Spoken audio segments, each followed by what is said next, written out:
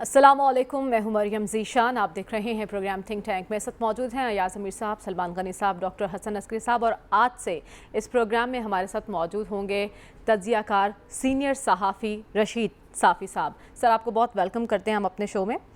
کل بجٹ پیش ہوا ہے اور اس بجٹ پر ہم نے کل بہت بات بھی کی کہ یہ عوام کو ریلیف دینے کے لیے ہے یا نہیں ہے، لیکن آج وزیر خزانہ مفتاح اسماعیل صاحب نے پوسٹ بجٹ پریس کانفرنس کی ہے، اور اس کے ساتھ ساتھ سابق وزیر خزانہ شوکت ترین صاحب نے بھی جواباً پریس کانفرنس کی ہے. اب مفتاح اسماعیل صاحب فرما رہے ہیں کہ انہوں نے اپنی زندگی میں اتنا مشکل وقت کبھی نہیں دیکھا اور اتنے مشکل فیصلے کبھی نہیں لیے. ان کا کہنا ہے کہ ہم نے کوشش کی ہے کہ عام عوام پر کم سے کم بوجھ پڑے، جبکہ شوکت ترین صاحب فرما رہے ہیں کہ اس حکومت نے عام آدمی کو پیس دیا ہے. اب ایک جانب کہا جا رہا ہے کہ گزشتہ حکومت نے معیشت کا بیڑا غرق کر دیا، جبکہ جو جانے والے ہیں وہ کہہ رہے ہیں کہ ہم تو درست سمت میں چھوڑ کر گئے تھے معیشت کو. وہ کہہ رہے ہیں جی آپ نے اعداد و شمار غلط بتائے ہیں. یہ کہہ رہے ہیں جی اعداد و شمار آپ کے سامنے ہے، تو کون صحیح ہے کون غلط ہے یہی جاننے کی کوشش کریں گے. یا صاحب، ہم اعداد و شمار کے گھورک دھندے میں نہیں پھنستے. پی ٹی آئی تو مسترد کر چکی ہے، لیکن آج مفتاح اسماعیل صاحب نے کہا ہے کہ ہماری پہلی ترجیح ملک کو سری لنکا جیسی صورتحال سے بچانا ہے. تو کیا آپ کو لگتا ہے کہ اس بجٹ کے بعد معاشی استحکام ممکن ہو پائے گا اور ہم اس صورتحال سے دوچار ہونے سے بچ جائیں گے، اسٹیبلٹی آ جائے گی کچھ؟ ایک تو تمام پاکستانیوں میں ایک اطمینان کی لہر دوڑ چکی ہوگی مفتاح صاحب کے اس کہنے پر کہ وزیر اعظم صاحب ایک غریب کا دل رکھتے ہیں. دو چار اور کوئی ایسے دھڑکتے ہوئے دل میسر آ جائیں تو ہم شاید راحت اور سکون کی طرف ہمارا سفر جو ہے تھوڑا زیادہ تیز ہو جائے گا. سوال البتہ جو ہے وہ یہ بنتا ہے کہ اس بجٹ میں کون سا کرتب ہے، کون سی کوئی نوبیل پرائز والی ہوشیاری ہے جو شوکت ترین نہیں کر سکتے تھے. جب شوکت ترین صاحب گئے تو اسٹیٹ بینک کے فارن ایکسچینج ریزرو $20 بلین تھے. یہ جو غریبوں کا دل رکھنے والے آئے ہیں انہوں نے تو 3 مہینے میں ایسا کھلواڑ کیا ہے کہ ابھی بتانے سے قاصر ہیں کہ فارن ایکسچینج ریزرو کتنے ہو گئے ہیں. اور یہ باقی چیزیں جو آپ نے، کون سی ایسی چیز ہے جو وہ نہیں ہو سکتی تھی اور آپ کو وہ بیچ منجدھار گھوڑا تبدیل کرنا پڑا، اور ایک کاٹھی سے آپ نے چھلانگ لگائی اور دوسری پہ اور وہاں پہ چل. اب کاروبار زندگی تو نہیں لیکن کاروبار حکمرانی پورے مملکت خدا داد کی رکی ہوئی ہے. اچھا. اس بات پر کہ کشکول میں $1 بلین، اور سوال $1 بلین کا ہے بابا، اسے زیادہ کا نہیں ہے. $1 بلین ہمارے قومی کشکول میں جو لوہے کا بنا ہوا ہے جس میں کبھی دراڑ نہیں آتی، اس میں ایک وہ ہے.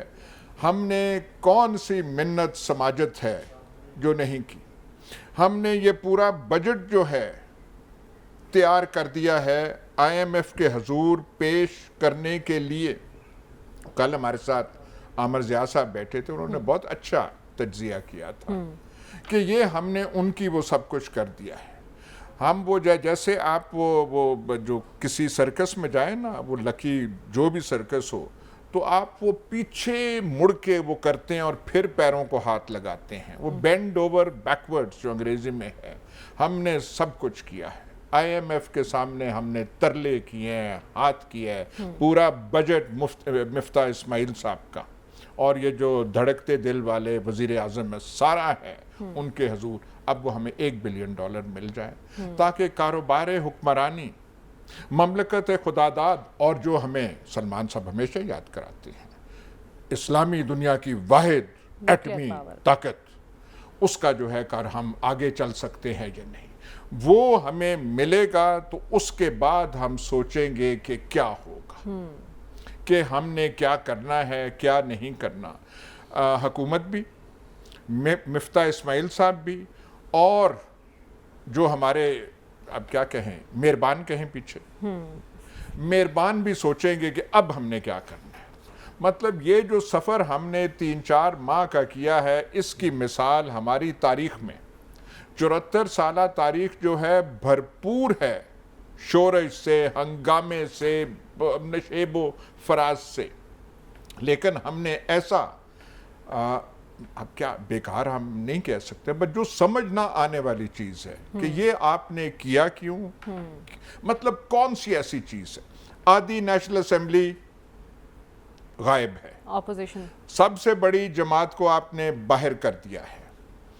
राना सनाउल्लाह वहाँ बैठ के आए रोज करते हैं, बस एक बात है, वो आदि जो है छेड़खानी करते हैं। उनकी छेड़खानी पे इतना सीख पा पीटीआई को नहीं होना चाहिए जितना sense of humour Rana Sanaullah में है, और उनमें भरपूर वो है, वो जो है, तो पीटीआई को भी कुछ इतना मुजाहरा करना चाहिए, हर बात में इतना वो जो है तैश और सीरियसली नहीं हो। यानी आप कह राना सनाउल्लाह को संजीदा नहीं लेना चाहिए पीटीआई को? ना कुछ सेंस ऑफ ह्यूमर से, ये मैंने कि संजीदा नहीं लेना चाहिए, वो कोई मखौलिया या क्लाउन नहीं है, बड़े सीरियस आदमी है, पर वो सेंस ऑफ ह्यूमर से बात करते हैं और छेड़खानी में बात करते हैं। ठीक है। जैसे उन्होंने कहा कि हाँ वो जो शेख रशीद को हम ढूंढने गए थे, पर वो ऐसे ज़ेरे ज़मीन हुए कि वो मिल ही नहीं पा रहे थे। तो इस किस्म की जुमलाबाजी के वो मास्टर हैं, तो पीटीआई को इस स्पिरिट में उनको लेना चाहिए और वो नहीं करना चाहिए। तो इसके बाद फिर हम देखेंगे कि यहाँ पे क्या चीज़ होनी है। पंजाब हुकूमत, हम अब जो लाहौर के हैं डॉक्टर साहब हैं, सलमान गनी साहब हैं, इनसे हमारा पूछना बनता है, काबीना बन गई, वो अब तक पोर्टफोलियोज नहीं आप कर सके। मतलब ये मुतहर्रक, ये जो हीरा आपको पंजाब को मिला है, अभी तक वो तो पहले था ना कि जी ये कर रहे हैं, वो गवर्नर बैठा हुआ है, वो जो चीमा साहब, वो चीमा साहब को तो आपने हटा दिया। गवर्नर हाउस का, पुलिस का, पंजाब पुलिस का कब्जा भी वहां से छुट गया है। ठीक है। अब आमदोरफ्त है। पोर्टफोलियो कोई इनसे पूछे, पोर्टफोलियो पंजाब में बजट भी पेश होना, तो वो भी कैसे पेश होगा, ये भी हम सलमान साहब से पूछेंगे। लेकिन सलमान साहब, ये हुकूमत आई थी, इनका कहना था कि हम आवाम के दर्द में आए हैं और आवाम को रिलीफ देने आए हैं। गुज़िश्ता हुकूमत ने तो आवाम का जो था बेड़ा गर्क कर दिया है, मईशत का सत्यानाश कर दिया है। लेकिन आज मिफ्ता इस्माइल साहब ने वाज़े तौर पर कहा है कि इस साल तो तेल की कीमतें कम नहीं होने वाली, यानी तेल की कीमतें नहीं कम होंगी तो महंगाई बढ़ेगी। और शौकत तरीन साहब खदशा ज़ाहिर कर रहे हैं कि 25 से 30% तक महंगाई की शरह जानी है। ऐसे होगा तो आम आदमी का क्या बनेगा? देखें, पहले तो साफ़ी साहब को खुश आमदीद जी कि वो इस्लामाबाद में अब बैठे हैं, और इस्लामाबाद में क्या हो रहा है, क्यों हो रहा है, मेरा ख्याल भरपूर तर्जुमानी करेंगे। जहाँ तक कि आपने वो तेल की कीमतों की बात की है, देखें हम ये बार बार एक बात कह चुके हैं कि क्या 55 दफ़ा साबका हुकूमत के दौर में हुई थी, इनके दौर के अंदर 2 दफ़े जो हुआ है ना, उन्होंने हिसाब बराबर कर दिया। वो होश बात। और ये इन्होंने तेल की कीमतों में इजाफा क्यों किया और क्यों कर किया, किसके कहने पे किया, हमें मेरा ख्याल बुनियादी चीज़ को ये देखनी है कि आखिर ये जो $1 अरब का कर्जा है और जिसके लिए हम पाकिस्तान के अवाम पे अरबों के टैक्सेस लगाते हैं, अरबों का बोझ पड़ता है, वजह क्या है कि जब जैसे अभी याद साहब ने मेरे वाले से कहा कि मैं ये कहता हूँ कि पाकिस्तान एक पहली न्यूक्लियर पावर है, तो मैं इसलिए कहता हूँ कि कम से कम हमें इस हवाले से इत्मीनान हो गया कि हमारा वो जो दुश्मन हर चौथे दिन आगे बैठ जाता था, उसका हमने बंदोबस्त कर लिया। लेकिन अब दुनिया की दौड़ के अंदर ये वेपन्स जो है वो अहमियत नहीं रखते। अब मुआशी सूरत हाल जो बेहतर है, और मेरा ख्याल था कि माजी के अंदर जब सी पैक लॉन्च हुआ, सी पैक पे दस्तखत हुए, तो पाकिस्तान के अंदर एक फ़ज़ा बनी थी कि शायद हम इक़्तिसादी हवाले से भी खुद इंसारी की मंजिल पे पहुँचेंगे।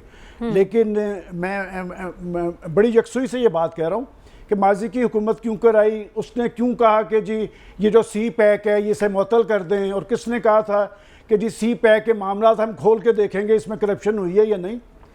ये सारा एक ही खेल है जो पाकिस्तान के अंदर चल रहा है कि मईशत यहाँ तक क्यों कर पहुँची कि जी हमें IMF की किस्त के लिए पाकिस्तान की मईशत को यरगमाल रखना पड़ता है कि जब हम अपोजिशन के अंदर होते हैं फिर हम ये कहते हैं कि IMF से रजू पे हम खुदकशी को तरजीह देंगे, लेकिन जब मसनद इक़्तिदार पे पहुँचते हैं तो फिर हालात का इदराक होता है कि हम खड़े कहाँ पे हैं। اور پھر ہم ساری معیشت اپنا اسٹیٹ بینک اور سارے معاملات ان پہ چھوڑ دیتے ہیں، اور وہ شرائط اس لیے ماننی پڑتی ہیں. دیکھیں وہ آپ کو ڈوبنے نہیں دیں گے. آپ نے جب مفتاح صاحب کا ذکر کیا، دیکھیں آج شوکت ترین صاحب نے جو پوائنٹس اٹھائے ہیں بڑے ویلڈ ہیں. ویسے میں تو میں ہمیشہ ان کا ناقد رہا ہوں، اس لیے کہ انہوں نے اس وقت بھی درست کہا تھا کہ جب کسی کو کوئی ذمہ داری ملنے لگتی ہے تو انہوں نے ایک چینل پہ کہا تھا کہ اس حکومت نے تو معیشت کا بٹا بٹھا دیا، وہ تحریک انصاف کی حکومت تھی، لہٰذا اب ذمہ داری میرے پہ آ گئی تو ان کو سب کچھ ٹھیک نظر آنے لگا. بہرحال انہوں نے اچھے نکات اٹھائے. لیکن ایک بات یہ جاننا چاہتی ہوں کہ معیشت اس نہج پر پہنچی ہے، اس کی وجہ آئی ایم ایف کے مطالبات ہیں یا پھر سیاسی بے یقینی ہے؟ دیکھیں اس کے اصل ذمہ دار پاکستان کی اشرافیہ ہے، پاکستان کا حکمران ٹولہ ہے کہ یہ ووٹ جس بنیاد پہ لے کے آتے ہیں، یہ جب اسلام آباد میں پہنچتے ہیں تو پھر ان کی ڈائریکشن کیوں تبدیل ہو جاتی ہے. پھر دیکھیں نا، جو ڈکٹیٹر ہے وہ طاقت کہاں سے لیتا ہے؟ دیکھیں وہ جس کے جہاں سے طاقت لیتا ہے وہ ان کی بنیاد پہ قائم رہتا ہے. اور یہ جو حکمران ہیں یہ تو پاکستانی عوام سے ووٹ لے کے آتے ہیں، اور اس کے بعد پی ٹی آئی نام لیا جی، پی ٹی آئی نے بیڑا غرق کیا، سدا نام لیا. سر یہ تو میرا خیال آپ کہہ چکے ہوئے ہیں، میں اس لیے دوبارہ نہیں کہنا چاہتا. یہ پاکستانی عوام کو پتہ ہے. اور باقی جو بات اعداد و شمار کے حوالے سے کی گئی ہے، یہ کوئی نیا سلسلہ نہیں ہے. وہی بیانات جو ماضی کے اندر ماضی کی اپوزیشن تھی وہ آج کی حکومت بن گئی ہے، وہ ان پہ لگا رہی ہے. میرا خیال اس ساری صورتحال سے نکلنا چاہیے. اور یہ دیکھیں آئی ایم ایف کے چنگل سے جب تک آپ آزاد نہیں ہوں گے، اور ماضی کے اندر ایسی حکومتیں تھیں جو وہاں تک پہنچ گئی تھی کہ آئی ایم ایف سے نجات حاصل کریں. لیکن ایک اعتراض میں ضرور کروں گا. یہ جو مفتاح اسماعیل صاحب ہیں، انہوں نے آج کہا کہ جی ہماری ترجیح یہ ہے کہ ہم نے سری لنکا کی صورتحال سے بچنا ہے. جناب آپ ایک ذمہ دار ہیں، ویسے آپ الیکٹڈ نہیں ہیں، آپ ایک ذمہ دار ہیں، آپ کو کم از کم بیانات ذمہ داری سے دینے چاہیے. پاکستان نہ سری لنکا تھا، نہ ہے اور نہ بنے گا. لیکن بات یہ کہ سری لنکا یہاں تک کیوں پہنچا، آپ وہ ان عوامل کا ذکر کریں جن عوامل کی وجہ سے سری لنکا کے لوگ وہاں پر باہر نکلے، گراؤ جلاؤ پر مجبور ہوئے، وہاں پر انارکی ہوئی. اس لیے کہ وہاں پر بھی حکمران ٹولہ تھا، انہوں نے عیاشیاں کی ہیں. اور پاکستان کی سیاسی بدقسمتی یہ ہے کہ ایک طرف عیاشی ہیں، دوسری طرف بھوک ننگ ہے، خودکشی ہیں، ایک طرف سب کچھ ہے، ایک طرف کچھ بھی نہیں ہے. اور جہاں تک ایاز صاحب نے اپنے دوست شہباز شریف صاحب کا ذکر کیا، آپ خواہ کچھ بھی کہیں، دیکھیں میں جو بات کہنا، جو میں نے انہیں دیکھا ہے کہ وہ شخص لگا ہوا ہے نا دن رات. وہ بیٹھ کے یہ نہیں تھا کہ وہاں ایک جگہ پہ محدود ہو کے اور وہ بیانات جاری کرتا تھا، اور خود یہی اعتراض کرتے تھے کہ وہ تقریر کرنے سے باز نہیں رہ سکتے. وہ کچھ نہ کچھ کرتا نظر آ رہا ہے. لیکن ایک بات میں ضرور کہوں گا کہ بات یہ کہ آپ نے بجٹ تو جیسا تیسا پیش کر لیا، کیا عام آدمی پر اس بجٹ کے کوئی اثرات ہوں گے، کیا ان کی ریلیف کا کوئی بندوبست ہوگا، اس بارے میں دیکھنا پڑے گا. یہ دیکھنا باقی ہوگا. لیکن ڈاکٹر صاحب جیسے کہ سلمان صاحب کہہ رہے ہیں دن رات وزیر اعظم صاحب لگے ہوئے ہیں، تو اس کے نتائج کوئی نظر آ رہے ہیں ہمیں؟ اور اب آنے والے دنوں میں آپ کو معاشی استحکام آتا دکھائی دے رہا ہے؟ وزیر اعظم کی 2 گواہیاں مل چکی ہیں. نہیں، میں نے سلمان صاحب کو وزیر اعظم دیکھیے، وزیر اعظم کی پھرتیاں تو ہمیں بڑی نظر آ رہی ہیں، لیکن ابھی تک آپ کی اکانومی کے بارے میں یہ کہنا کہ اوپر کی طرف جا رہی ہے یہ ممکن نہیں ہے. مطلب یہ ہے کہ ہماری بدقسمتی یہ ہے کہ ہم اپنی سیاسی گروہ بندی سے باہر نکل نہیں پاتے. لہٰذا اگر آپ حکومت میں ہیں تو بس پچھلی حکومت نے تباہی بربادی پھیلا دی، اور یہ بات ہم نے ہمیشہ سنی ہے. یعنی آج پہلی دفعہ نہیں سن رہے. جب وہ پیپل پارٹی 2008 میں آئی تھی وہی رونا تھا، پھر وہ 2013 میں یہ آئے، انہوں نے رونا دھونا کیا، پھر اب 2018 میں پی ٹی آئی آئے، انہوں نے بھی کہا انہوں نے تباہ و بربادی کر دی. بات یہ ہے کہ اکانومی تو تباہ و برباد ہوگی اس ملک کی، اس لیے کہ جو ہمارا ایکسپینڈیچر پیٹرن ہے وہ اس چادر سے ہم نے پاؤں نکالے ہوئے ہیں جس کے اندر ہمیں رہنا ہے. اور اس کی وجہ یہ ہے کہ پاکستان کے حکمرانوں کی عادتیں بگڑی ہیں، کیونکہ بڑی قوتوں نے پاکستان کو استعمال کیا ہے پیسہ دے کر، اور پاکستان کے حکمرانوں نے اپنی عادتیں بگاڑ لی ہیں. ان کے بچوں کو بھی امریکہ اکوموڈیٹ کر دیتا ہے، ان کی اور بڑے فائدے ہوتے ہیں. 50s میں آپ کو بڑی لفٹ ملی ہے، بڑا پیسہ ملا ہے، فوڈ ملا ہے، آپ نے عادتیں بگاڑ لی. 80s میں پھر آپ پہ پابندیاں لگیں، وہ سوویٹ ملٹری انٹرونشن ان افغانستان آ گئی. تو یہی نا کہ کسی نے صحیح کہا ہے کہ عربوں کو اللہ نے تیل دیا، پاکستان کو اللہ نے افغانستان دے دیا. تو وہ جو ہے تو وہ پھر ہمیں پیسہ مل گیا، ہماری عادتیں بگڑ گئیں، پھر 2001 پھر پابندیاں لگ گئیں، پھر 2001 آ گیا، پھر پیسہ مل گیا، پھر عادتیں بگڑ تو گئیں۔ اب عادتیں درست ہو سکتی ہیں کہ نہیں ہو سکتی؟ نہیں ہو سکتی، بگڑ چکی ہیں، نہیں ہو سکتی، عادتیں بگڑ سکتی، اس لیے کہ جو ہمارا رولنگ ایلیٹ ہے، چاہے وہ کسی پارٹی سے تعلق رکھتا ہے، وہ اپنے مفادات سے آگے سوچ نہیں سکتا۔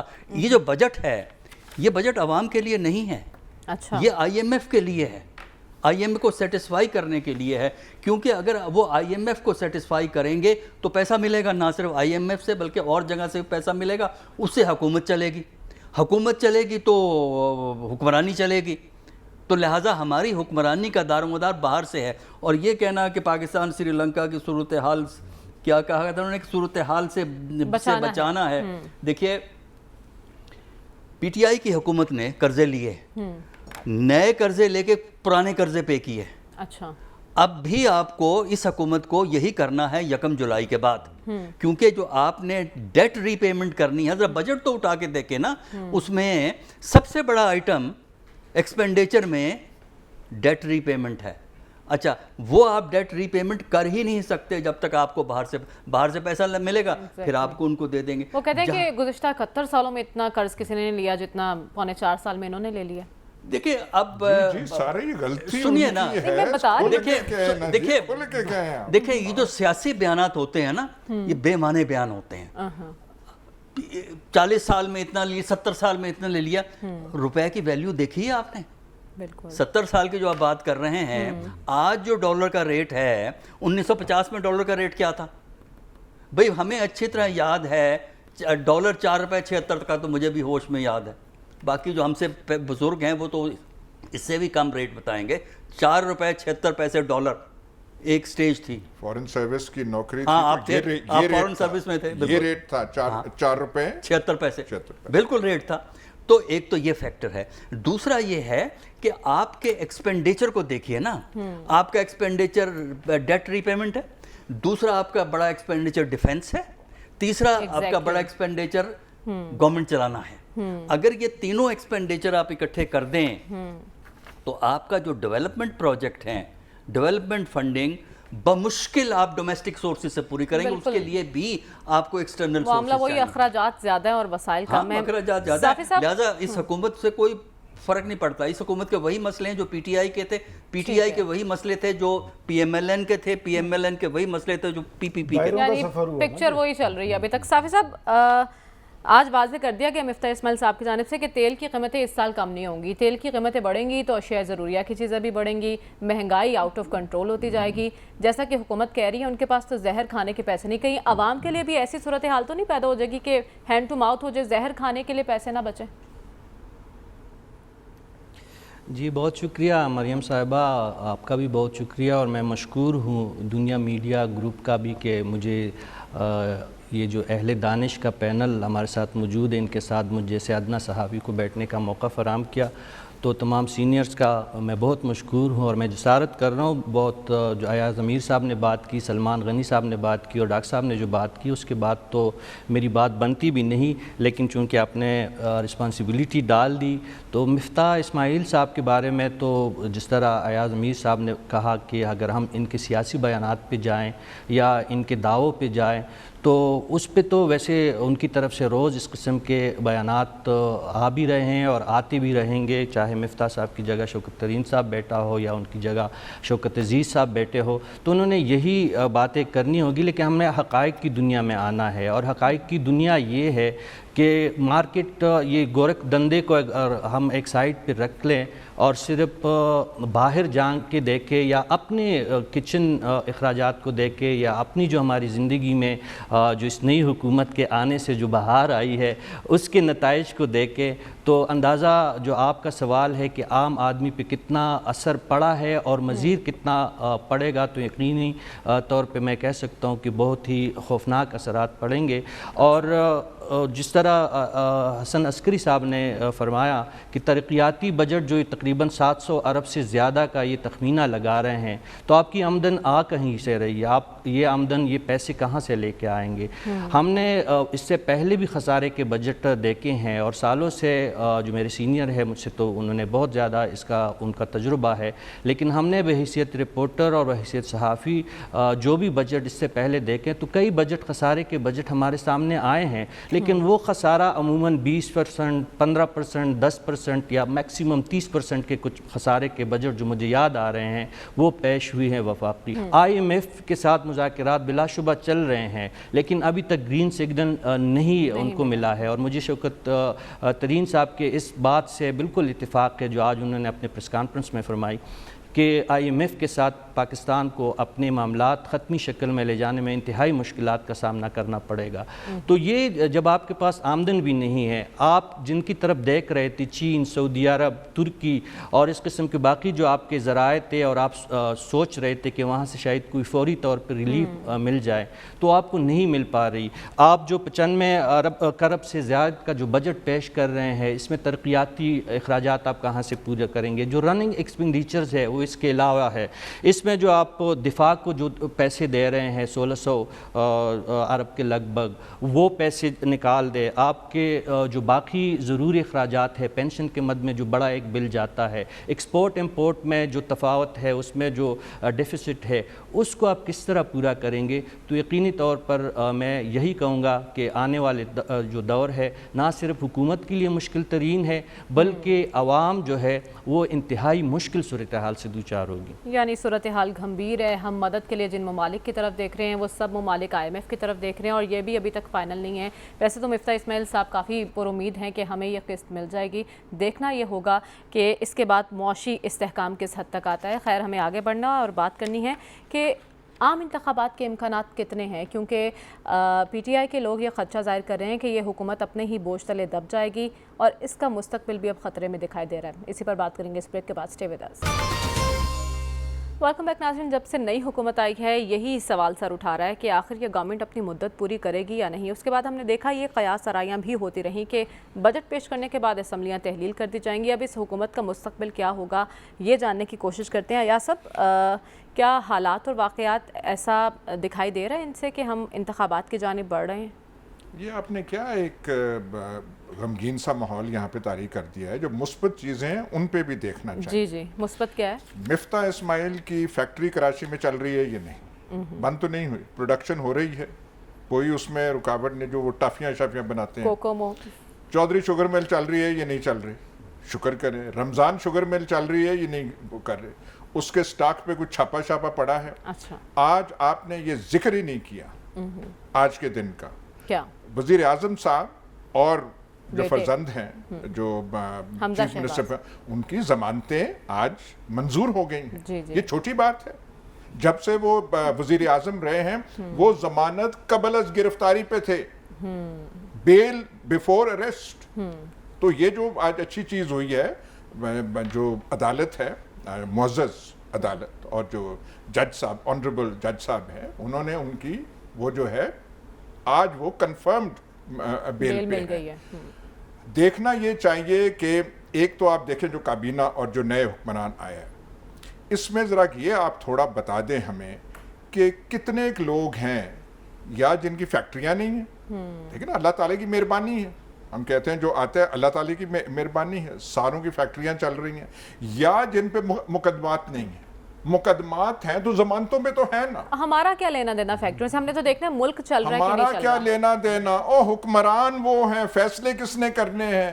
آپ اور میں نے کرنے۔ ہاں ٹھیک ہے، آپ بڑے، آپ کی سوچ جو ہے وہ اثر کرتی ہے حکومت سازی پہ، حکمرانی پہ۔ اچھا، پر یہ جو ہے اس سے ہمیں پتہ چلتا ہے کہ پاکستان کے، چلو ابھی نہیں تو آئندہ دن فیکٹریاں چل رہی ہیں، ضمانتیں منظور ہو رہی ہیں، جو کیسز نیب کا قانون جو کھٹکتا تھا کیسے اس پہ بلڈوزر چل گیا ہے۔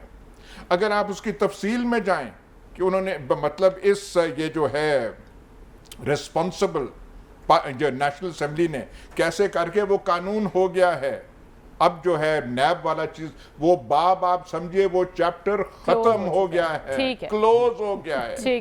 کسی وہاں پہ کوئی فکر نہیں, حکمرانی پہ آپ دیں. اور آپ نے جو خوشخبری سنائی کس کے دور میں قرضہ زیادہ ہوا تھا, اور کہتے کہتے رہ گئے کہ بربادی کس نے پیدا کی.